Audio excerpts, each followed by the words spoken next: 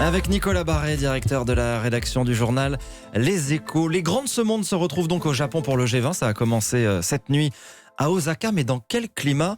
Entre Donald Trump et ses partenaires, la tension est à son comble, Nicolas. Oui, alors la méthode est rodée. Avant d'arriver à Osaka pour ce G20, le président américain s'en est pris pratiquement à tous ses alliés. Selon lui, c'est évidemment pour la bonne cause, avec la modestie qu'il caractérise. Il a même envoyé ce tweet: « Je suis à bord d'Air Force One, en route pour sauver le monde libre ». Rien que ça.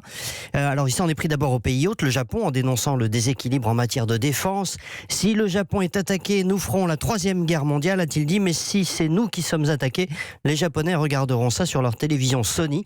Donald Trump fait d'ailleurs le même reproche aux Européens et plus particulièrement aux Allemands, qu'il a qualifiés de partenaires défaillants. Angela Merkel, qui a prévu un tête-à-tête, sait à quoi s'en tenir. Elle est habituée, d'ailleurs, je l'ai entendu raconter à Davos au début de l'année, qu'à chaque fois qu'elle rencontre Trump, il lui reproche les excédents commerciaux allemands et puis il lui dit que l'Allemagne devrait être reconnaissante quand même pour tout ce que les États-Unis ont fait pour sa reconstruction après la Deuxième Guerre mondiale. L'économie n'est jamais très loin. En fait, Donald Trump tire sur tous les pays avec lesquels il a un déficit commercial. Oui, alors juste avant de rencontrer le Premier ministre indien, par exemple, il a accusé l'Inde d'avoir augmenté ses droits de douane sur les produits américains. Et puis surtout, le monde retient son souffle avant la rencontre demain avec le président chinois Xi Jinping. Alors juste avant cette rencontre, les États-Unis ont décidé de suspendre l'application de toutes ces nouvelles taxes douanières contre les produits chinois, contre 300 milliards de produits.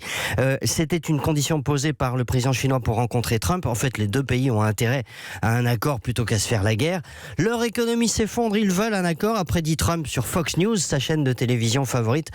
En fait, en réalité, ce qui s'effondre, et c'est déjà la leçon de ce G20, eh bien, c'est ce qu'on appelle le multilatéralisme, c'est-à-dire l'objet même de ce type de réunion, l'idée qu'il faut s'organiser au niveau mondial pour traiter les grands défis, dérèglement climatique, biodiversité, terrorisme, optimisation fiscale, etc. Aucun de ces sujets ne peut être traité au niveau national ni même régional, mais aucun ne peut l'être non plus sans les États-Unis, et c'est tout le problème avec un Donald Trump qui se met tout le monde à dos.